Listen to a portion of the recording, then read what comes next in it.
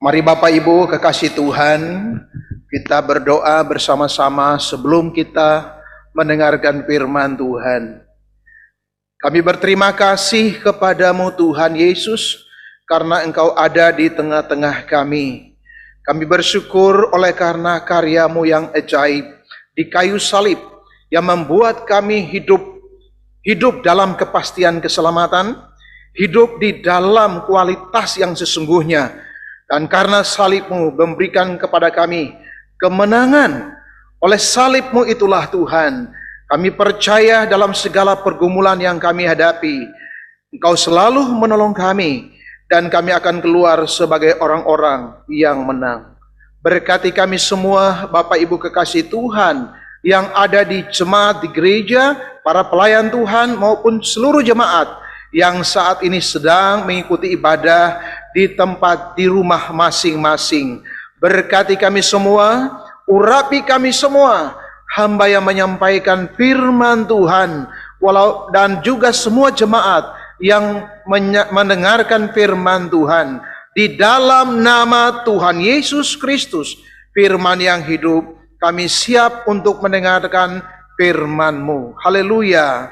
Amin. Shalom Bapak Ibu kekasih Tuhan, seluruh jemaat Tuhan yang sama-sama beribadah di rumah pada pagi hari ini. Kita percaya bahwa Tuhan hadir bersama dengan kita semua, para petugas pelayan yang ada di gereja maupun seluruh jemaat yang sedang beribadah dari rumah masing-masing secara online.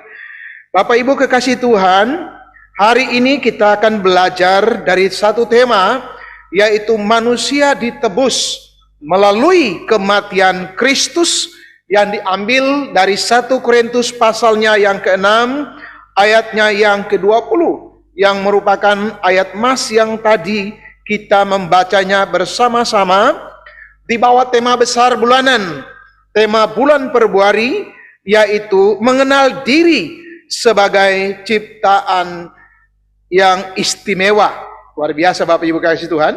Dan saya sebelum menyampaikan bagian firman Tuhan ini, saya ingin membaca sekali lagi Bapak Ibu kekasih Tuhan, dan semua Bapak Ibu jemaat kekasih Tuhan bisa membacanya dari tempat masing-masing.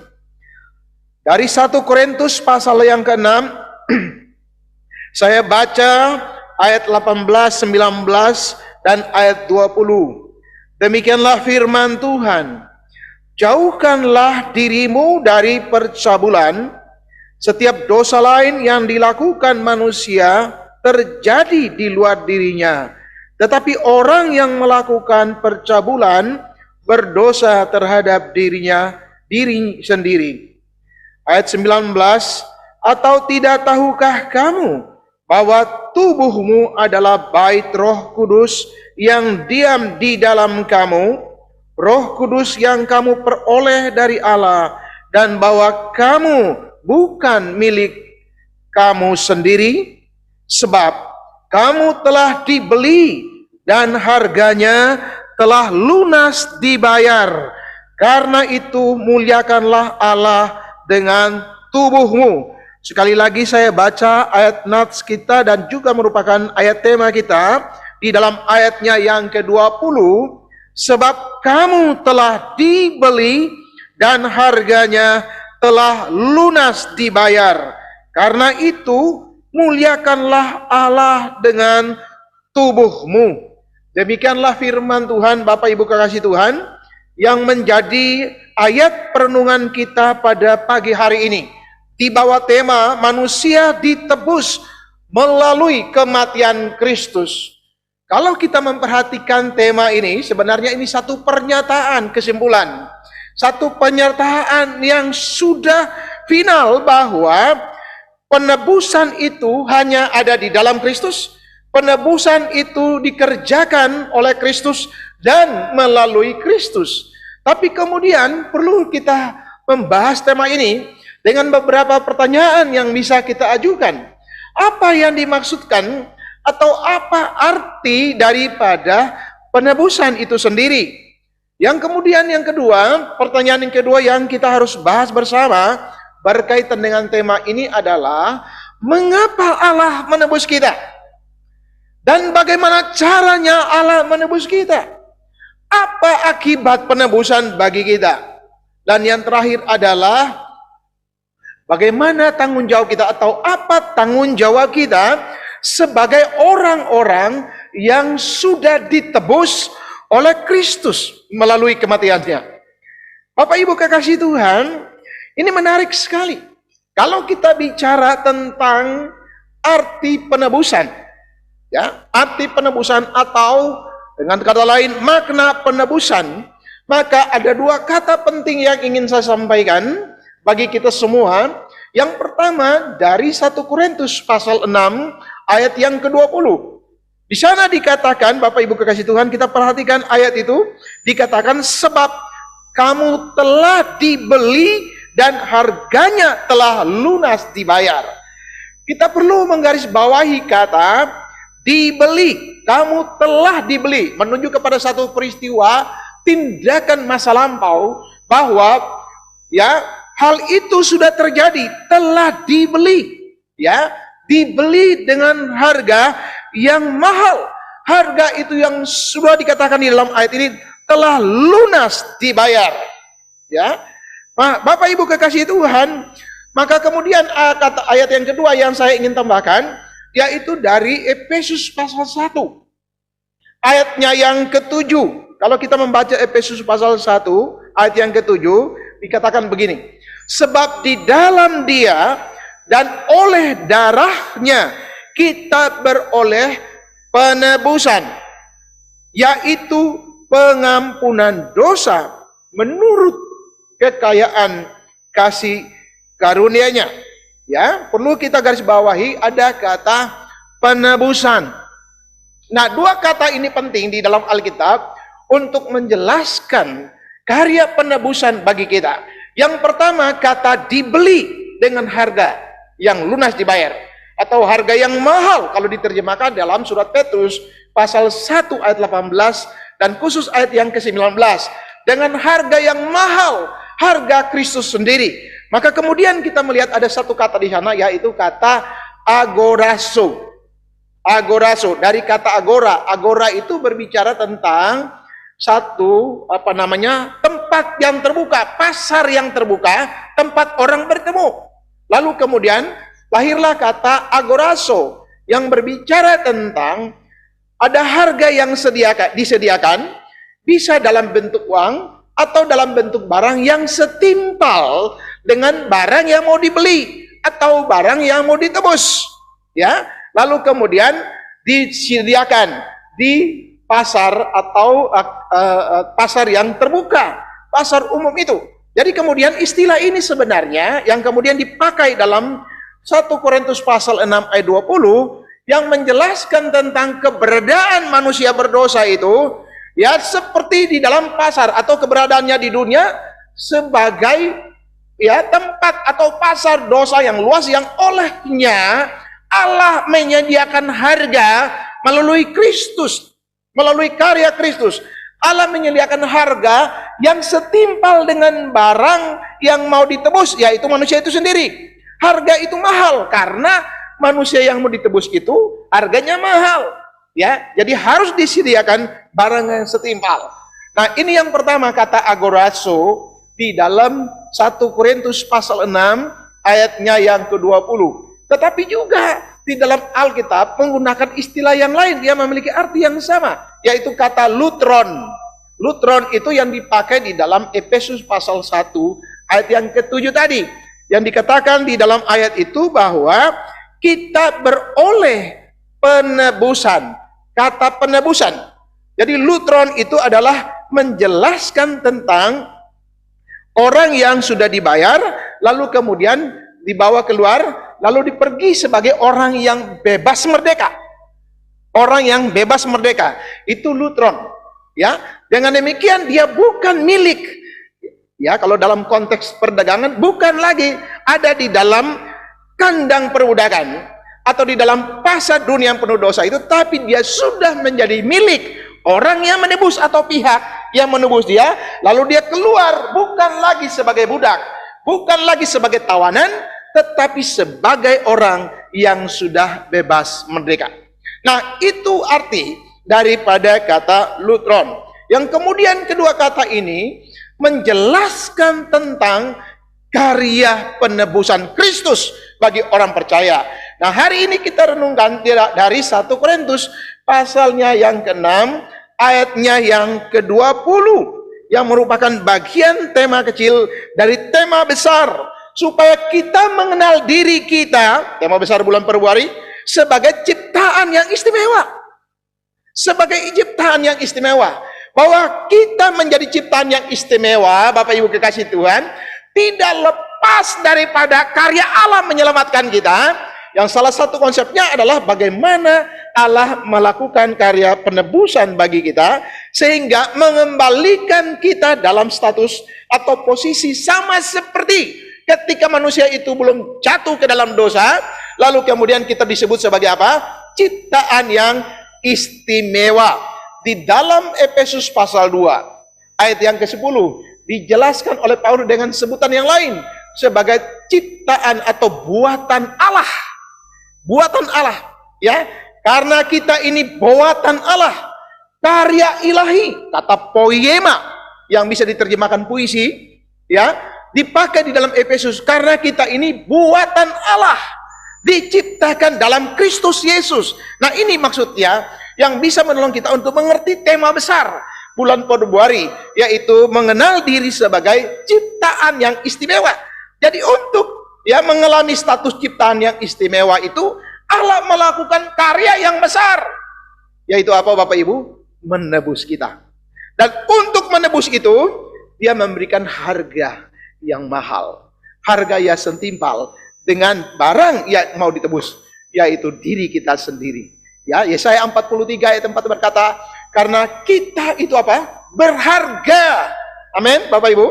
Karena kita itu berharga di mata Tuhan, sehingga Dia memberikan manusia ganti kita. Dan kemudian ini disebut sebagai bagian daripada penyataan secara progresif untuk menyatakan kepada penggenapan nubuatan yang akan datang, yang akan digenapi oleh Kristus ketika Tuhan Yesus Kristus menjadi manusia.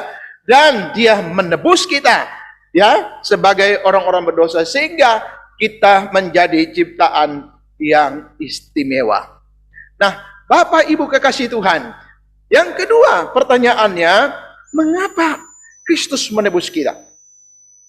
Maka sebenarnya kalau kita melihat dari sejarah, ya, kehidupan manusia dan sejarah dosa masuk dalam dunia, ya, maka kita bisa lihat bahwa ini tidak lepas dari keberadaan manusia sebagai orang berdosa. Manusia setelah jatuh ke dalam dosa, ya, di dalam Kejadian pasal 3. Awalnya kita melihat di dalam Kejadian pasal 1, ayat yang ke-26 dan ayat yang ke-27. Ketika Allah Tritunggal, ya, berbicara, baiklah kita menjadikan manusia itu menurut gambar dan rupa kita. Gambar dan rupa kita.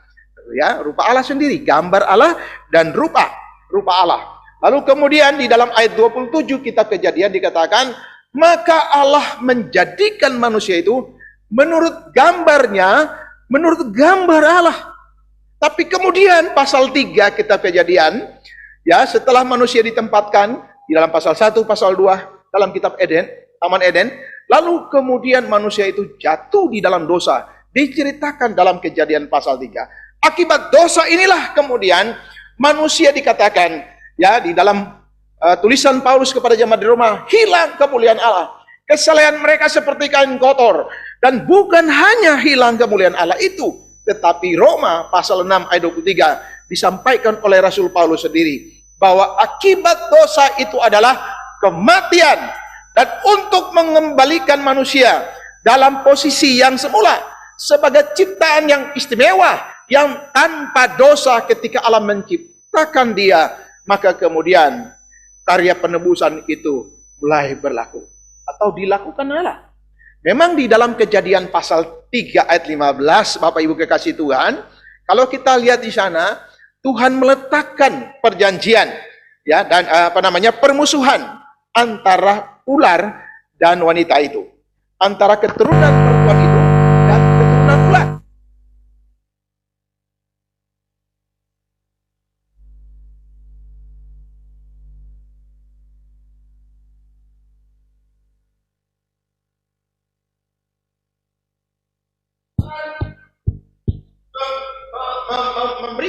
Membuat pakaian yang terbuat dari kulit binatang, lalu kemudian memakaikannya kepada manusia itu. Ya, dalam hal ini adalah Adam dan Hawa. Tidak dijelaskan di sana apa kepentingan dari kulit binatang, mengapa binatang itu harus dibunuh sehingga kulitnya diambil. Tapi ini peristiwa pertama pembunuhan atau hewan yang dibunuh pertama yang dicatat di dalam Kejadian pasalnya yang ketiga, secara khusus ayat 21, Bapak Ibu kekasih Tuhan. Nah, di dalam sejarah Israel, cara Allah menebus, cara Allah mengampuni manusia, cara Allah menyucikan manusia, biasanya dalam ibadah itu yang kita kenal dengan ibadah ada persembahan korban. Ya, ada hewan yang dibunuh atau domba yang dibawa ke bait Allah, lalu kemudian domba itu dibunuh, darahnya dipercikan di atas mezbah, lalu kemudian dipersembahkan. Dan ketika itu dipersembahkan, maka darah itu yang disebut ya mewakili atau representasi dari kehidupan manusia sesuai dengan kitab Ulangan ya, kitab Imamat pasal 17 ayat 11, juga kitab Imamat pasal 17 ayat 14, bahwa di dalam darah itu ada nyawa, atau nyawa makhluk itu ada di dalam darahnya. Kata itu dipakai berkali-kali. Dan di dalam persembahan inilah kemudian, atau dalam ibadah penebus salah, ibadah penyucian atas dosa, kemudian ini dipersembahkan. Ya, ketika Allah melihat itu, maka kemudian redalah amarah.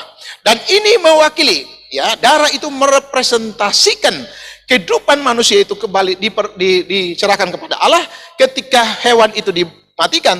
Tetapi juga dari sisi korban merupakan dalam jangka panjang ya, merupakan representasi untuk korban anak domba Allah yang sesungguhnya yang akan datang, yang menggenapi seluruh puncak nubuatan untuk menebus dosa manusia dan menggenapi semua pola-pola ibadah perjanjian lama yang berkaitan dengan korban penebus salah itu, Bapak Ibu kekasih Tuhan. Dan kemudian dalam perjanjian baru, Alkitab mengatakan, karena begitu besar kasih Allah akan dunia ini, sehingga dia mengeruniakan anak yang tunggal. Allah tidak lagi menggunakan hewan ya sebagai sarana dan mewakili manusia untuk dipersembahkan sebagai korban penebus salah kepada Allah. Tetapi Allah sendiri datang ke dalam dunia.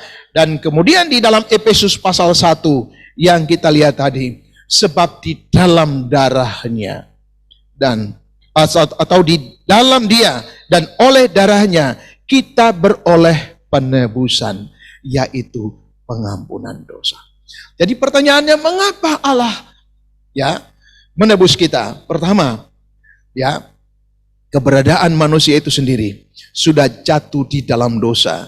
Dan yang kedua, kasih Allah yang besar yang ingin mengembalikan manusia memiliki posisi yang sama seperti ketika Allah menciptakan manusia tanpa dosa.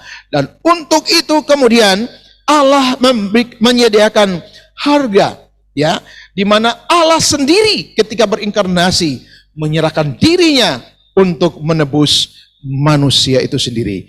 Dirinya yang diserahkan, maka kemudian di dalam surat perjanjian baru, kitab perjanjian baru secara khusus, surat Petrus, Bapak Ibu kekasih Tuhan, dikatakan di sana bahwa darah atau kita ditebus bukan dengan emas atau perak, ya, bahwa kamu telah ditebus dari cara hidupmu yang sia-sia, yang kamu warisi dari nenek moyangmu, itu bukan dengan barang yang fana, bukan pula dengan perak atau emas, di dalam ayat 19, melainkan dengan darah yang mahal.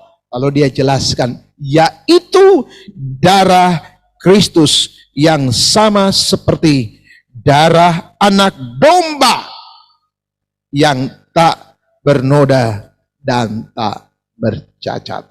Nah, ini cara Allah menebus kita. Nah, kembali kepada teks yang kita baca di dalam 1 Korintus pasalnya yang ke-6 ayat 20. Pertanyaannya, apa hasil penebusan itu? Apa hasil karya penebusan itu bagi kita? Maka semua orang percaya yang telah mengaku kepada Yesus bahwa dan menerima Yesus sebagai Tuhan dan Juru Selamat pribadi, sebagai jemaat kekasih Tuhan, kita semua di tempat kita masing-masing, kita semua dalam jemaat ini, kita harus percaya dan kita harus sadar sungguh-sungguh bahwa setelah kita ditebus oleh Kristus, maka kemudian Tuhan atau Allah menempatkan rohnya di dalam kita. Roh Kudus ada di dalam kita dan tubuh kita ini adalah sarana di mana Allah hadir di dalamnya, Allah berdiam di dalamnya secara permanen, secara tetap. Itu menarik sekali. Jadi bahwa di dalam diri kita Roh Kudus berdiam. Itu akibat daripada penebusan. Di dalam ayat yang ke-19. Yang kedua, kita harus sadar di dalam ayat 19 bahwa kita setelah ditebus, maka kita menjadi milik daripada Sang Penebus. Ketika Dia memberikan harga, Dia membayar kita, lalu kemudian kita bukan menjadi milik kita, tetapi kita menjadi milik Sang Penebus. Di dalam ayat 19 yang tadi kita baca. Itu hal yang kedua. Kita menjadi milik Tuhan. Kita bukan menjadi milik kita sendiri, tapi kita sudah menjadi milik Tuhan. Karena kita sudah ditebus, kita sudah dibayar dengan harga yang mahal, yaitu harga Tuhan sendiri bagi kita. Oleh karena itu Bapak Ibu kekasih Tuhan, kita tidak bisa mengatur hidup kita seenaknya. Kita tidak bisa mengatur hidup kita sesuka-sukanya tanpa sepengetahuan Tuhan, tanpa minta izin sama Tuhan, tanpa kita sowan sama Tuhan. Apa yang harus kita lakukan? Kita selalu harus minta permisi sama Tuhan.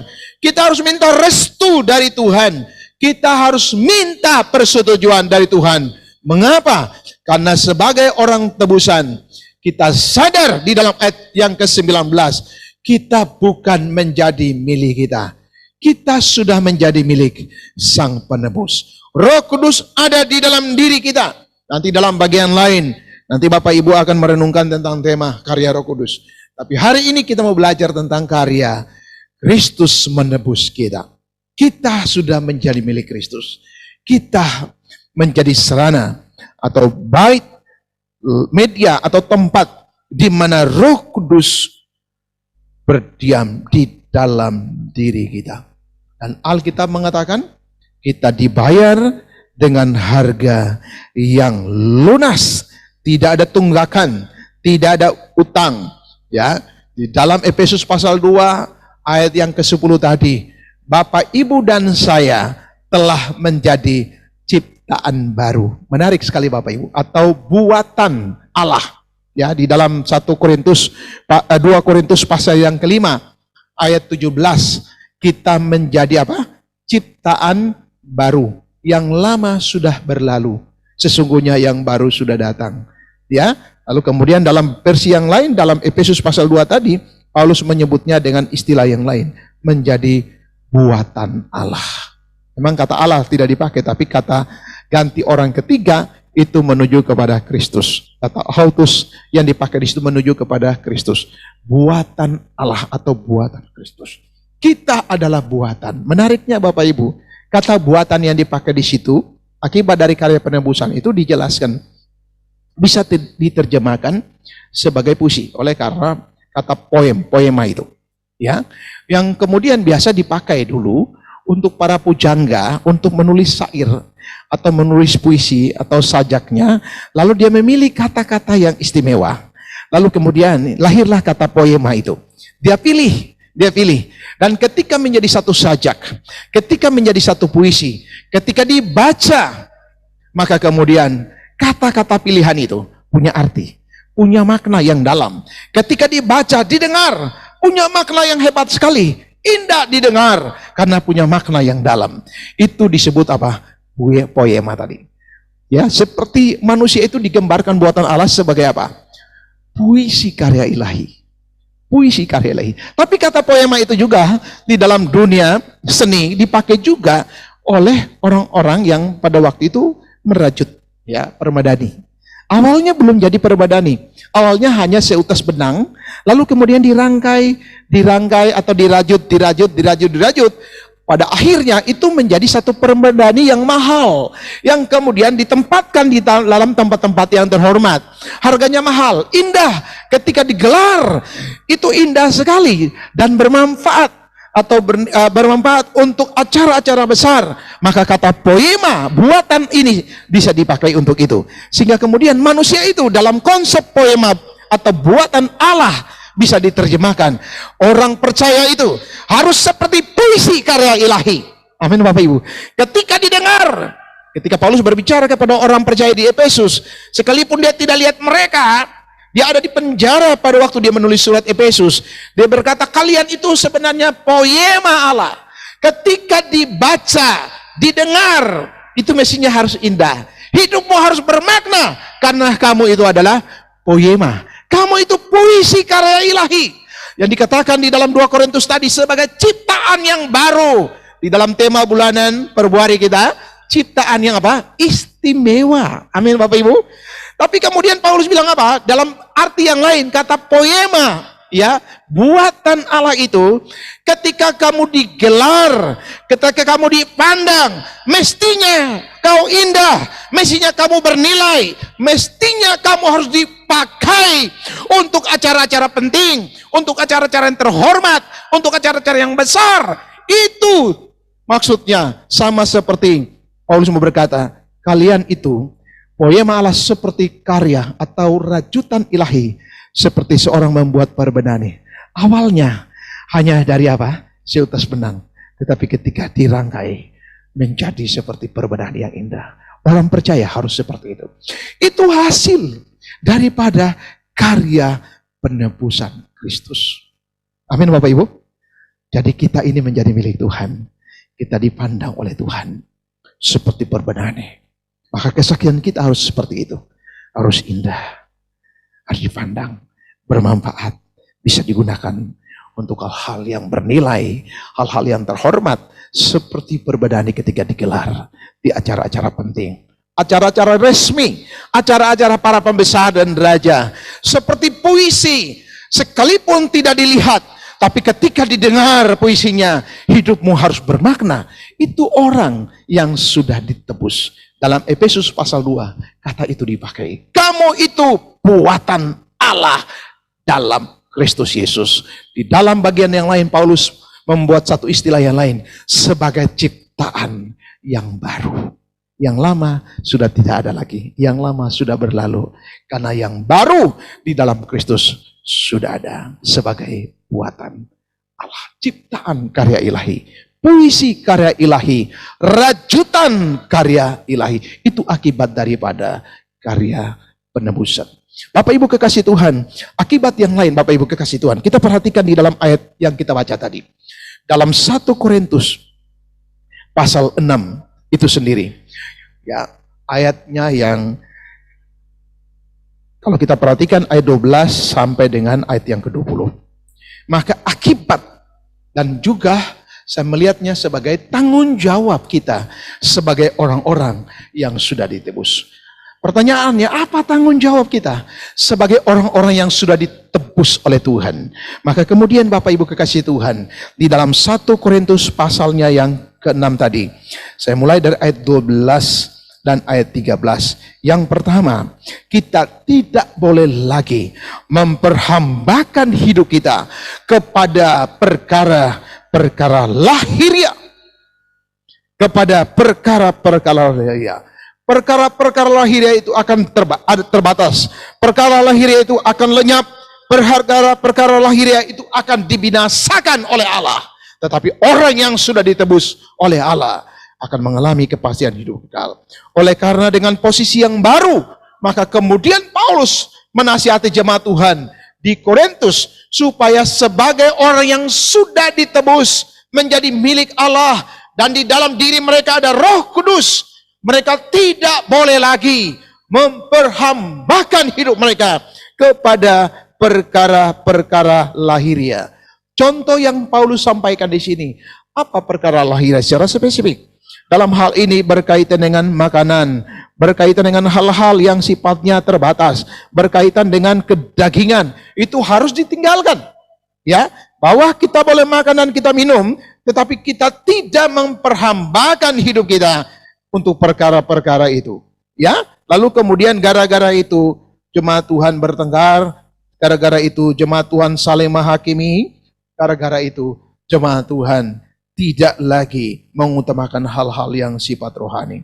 Yang kemudian ayat 13, ayat 15 sampai dengan ayat 17, 13, ayat 15, ayat 16 dan ayat 17. Saya simpulkan bahwa tanggung jawab kita sebagai orang yang sudah mengalami karya penebusan Kristus, maka kita harus menjauhkan diri dari dosa hawa nafsu.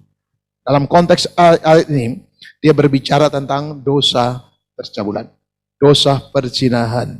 Ya, jadi dosa-dosa hawa nafsu itu akan membawa kita kepada perbuatan-perbuatan yang sungguh-sungguh tercela, membuat merusak hidup kita sendiri, seperti yang dikatakan di dalam ayatnya yang ke-16. Atau tidak tahukah kamu bahwa siapa yang mengingatkan dirinya pada perempuan cabul menjadi satu tubuh dengan dia, sebab demikianlah kata Nats, keduanya menjadi satu daging. Bahkan sebelumnya kalau kita membaca di dalam ayat 13 secara khusus, ya, makanan adalah untuk perut dan perut untuk makanan, tetapi keduanya akan dibinasakan Allah. Tetapi tubuh bukanlah untuk percabulan, melainkan untuk Tuhan dan Tuhan untuk tubuh. Dengan kata lain, sebagai orang yang sudah ditebus, Paulus hendak menasihati jemaat supaya hidup mempersembahkan hidupnya hanya kepada Tuhan saja. Hidup menghambakan hidupnya hanya kepada Tuhan saja. Bukan berarti kita mengabaikan tanggung jawab sosial kita. Bukan berarti kita mengabaikan tanggung jawab yang Tuhan percayakan bagi kita untuk bekerja, untuk berkarya, untuk segala macam, untuk kebutuhan kita dalam hidup kekinian di dunia ini. Bukan berarti kita mengabaikan itu.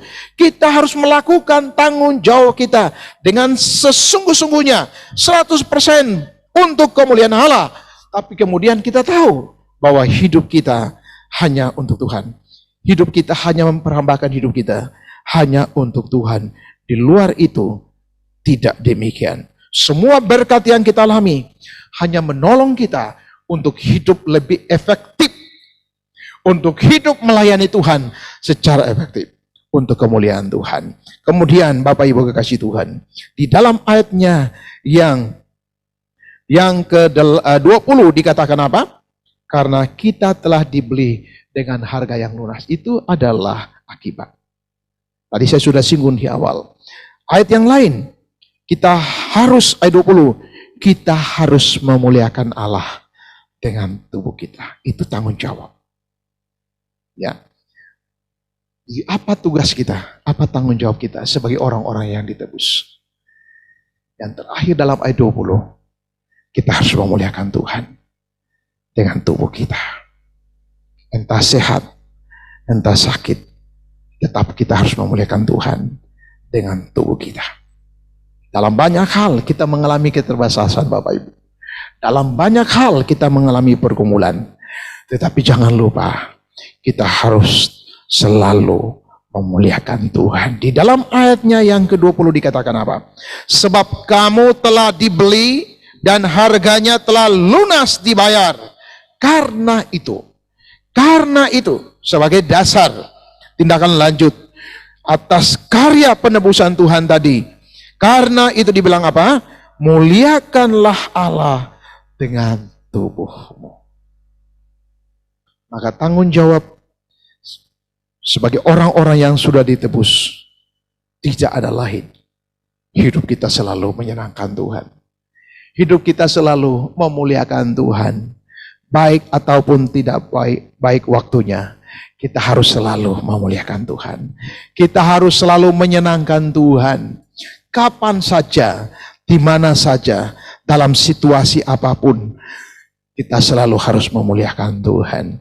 Ketika dalam situasi yang sulit seperti sekarang Bapak Ibu, ada banyak orang percaya, banyak jemaat, banyak hamba-hamba Tuhan di luar kekristenan, juga banyak orang yang sedang mengalami sakit penyakit, terpapar positif COVID. Tapi Bapak Ibu, dalam segala situasi, kita harus selalu memuliakan Tuhan. Saya bersyukur karena saya sudah menjadi alumni. Ya, saya bilang, ada dokter bilang saya sudah jadi alumni karena tanggal 30 malam saya sudah divonis positif 30 bulan kemarin. Ya, jadi saya lalu kemudian anak saya dulu 2 kali tes antigen positif. Saya jemput dia dalam kondisi saya juga kurang sehat. Ya. Lalu kemudian disitulah mungkin saya kena. Tanggal 20-an ya, sebelum tanggal 30. Lalu saya minta tolong petugas medis dari RSCM Kencana, RSTM di Kencana. Ya. Ada petugas medis, dia dekat rumah, lalu saya minta datang ke rumah, dia tes semua dan semuanya positif. Kurang yakin Bapak Ibu, 2 kali tes. Saya bilang anak saya tes ulang lagi di MyLab. Kurang yakin lagi. Karena istri saya itu tidak gejala, tidak punya gejala, dan anak lagi saya. Kalau saya memang sudah pilek, batuk, panas. Saya terus tes lagi dari MyLab positif. Saya bilang coba di depan di Apira ini positif juga. Lalu saya bilang lanjut ke Kencana PCR positif. Semuanya positif Bapak Ibu. Jadi kami 4 orang satu rumah. Ya, jadi mulai pisah semua. Saya di ruangan sendiri, ya, istri di kamar sendiri, anak di kamar sendiri, satu-satu. Lalu kemudian kita ketat sekali. Padahal di rumah sudah cukup ketat Bapak Ibu. Kami di rumah tetap masih pakai masker. Ya, nah disitulah Bapak Ibu saya merenungkan bahwa ada saat-saat di mana kita harus duduk bersama dan kemudian merenungkan hidup kita, lalu selalu memuji Tuhan, memuliakan Tuhan, selalu begitu. Ya, jadi ada hal-hal yang positif kalau kita lihat, perlu istirahat, perlu ada waktu kita mengevaluasi. Kalau enggak, kita jalan terus Bapak Ibu kekasih Tuhan. Kita berkegiatan terus dan seterusnya. Tapi dalam hal ini bersyukur sekali. Ya, saya harap dengan kondisi itu berat badan saya bisa turun. Ternyata enggak Bapak Ibu. Enggak Bapak Ibu. Ya, saya sulit sekali tadi pakai celana, udah sulit sekali. Ganti satu, itulah pakai yang ada dia. Sepertinya gitu. Ya. Jadi saya bilang bahwa ya jangan khawatir. Saya bilang untuk istri dan anak saya, kalau perlu saya tulis di dinding, dilarang khawatir. Karena resepnya kan hati yang gembira adalah obat yang manjur, kan begitu. Semangat yang patah mengeringkan tulang. Jadi dalam segala keadaan kita harus memuji Tuhan. Dan disitulah kami menikmati persekutuan dengan Tuhan yang indah. Masing-masing. Saya bilang ini bagus untuk evaluasi hidup kita sendiri. Jadi Bapak Ibu kekasih Tuhan, bukan karena sakit penyakit aja kita harus memuji Tuhan. Mestinya dalam segala situasi kita harus memuliakan Tuhan. Mengapa? Karena kita ini milik Tuhan. Kita sudah ditebus, ya kan? Maka tanggung jawab kita di dalam ayat 20 itu, muliakanlah Tuhan dengan tubuhmu. Amin Bapak Ibu. Jadi marilah Bapak Ibu dalam keadaan yang sulit, dalam keadaan yang sangat terbatas. Ada banyak Bapak Ibu tidak bisa hadir, oleh karena kita harus mengikuti ya protokol kesehatan, ya, dan aturan yang ditetapkan pemerintah, dan jemaat di sini semua taat. Sehingga semua tidak ada yang datang. Semua mengikuti dari rumah. Semua mengikuti secara online. Hanya petugas saja yang hadir. Bapak Ibu kekasih Tuhan, kita bersyukur. Kita bekerja sama dengan pemerintah. Kita mendukung pemerintah. Tetapi Bapak Ibu dalam kondisi seperti ini juga, kita harus terus memuliakan Tuhan kita. Amin Bapak Ibu. Jadi mari sebagai tanggung jawab orang-orang yang sudah ditebus. Yang pertama, kita tidak boleh lagi memperhambakan hidup kita kepada perkara-perkara lahiriah, kepada perkara-perkara duniawi. Kita hanya menghambakan diri kita kepada Tuhan saja. Kita tidak boleh menghambakan diri kita kepada dosa dan perbuatan-perbuatan hawa nafsu. Kita hanya menghambakan hidup kita kepada Tuhan. Jika kita sudah ditebus oleh Tuhan, tapi kita masih bermain mata dengan dosa, kita masih senyum-senyum dengan dosa, atau dengan kata lain kita masih akrab dan sering kali melakukan perbuatan dosa, maka kita sedang mengkhianati karya penebusan Kristus di salib. Tapi kalau kita memuliakan Dia, kita meninggikan nama Dia, kita melayani Dia, maka kemudian kita hidup suci. Itu dengan kata lain, kita sedang menghormati karya penebusan Kristus. Dan itu cocok dengan identitas kita, bahwa kita adalah milik Kristus. Mari Tuhan memberkati kita semua, Bapak Ibu kekasih Tuhan. Kita mengerti apa arti penebusan. Harganya mahal. Amin Bapak Ibu. Dan dikerjakan Tuhan bagi kita. Yang membuat kita harus tunduk. Kita harus hormat kepada Dia. Karena Dialah yang membuat hidup kita berarti. Hidup menjadi istimewa di hadapannya. Hidup menjadi bernilai. Hidup menjadi memiliki kepastian keselamatan. Yang kedua, caranya dengan cara yang luar biasa. Dia menyerahkan nyawanya untuk hidup kita. Untuk menebus kita. Akibatnya kita menjadi milik Dia.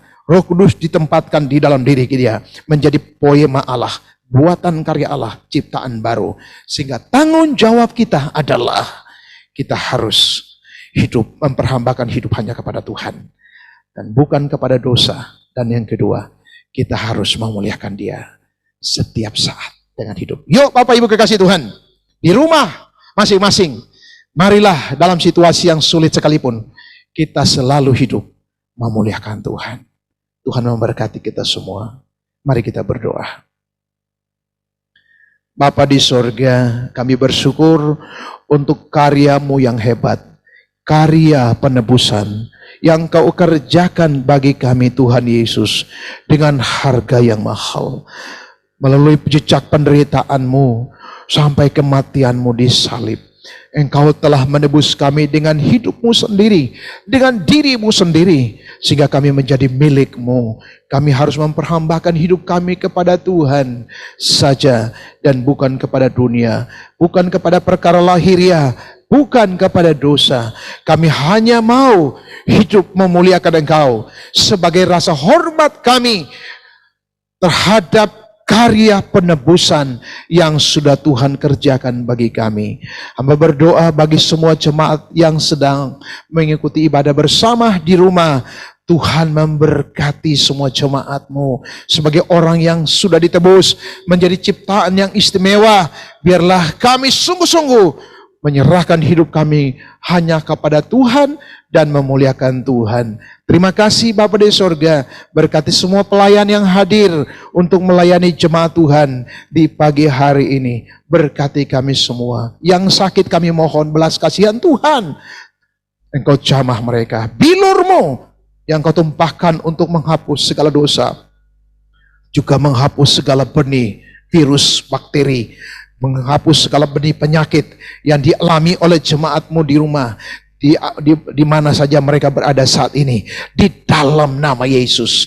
Jamah dan sembuhkan. Terima kasih Tuhan untuk karya penebusan-Mu bagi kami. Di dalam nama Tuhan Yesus kami berdoa. Haleluya. Amin.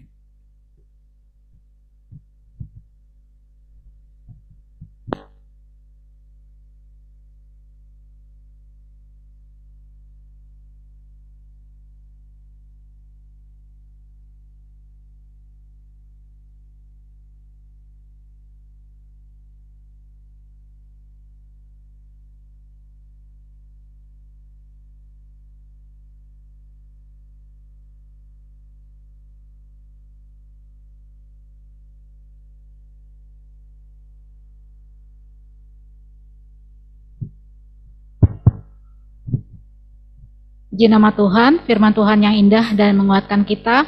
Biarlah kita sebagai ciptaan baru, kita boleh terus memuliakan Tuhan melalui apa yang kita lakukan dan kita bertanggung jawab kepada Tuhan. Bapak Ibu Saudara yang terkasih, saat ini kita akan sama-sama memberikan persembahan, beri yang terbaik buat Tuhan.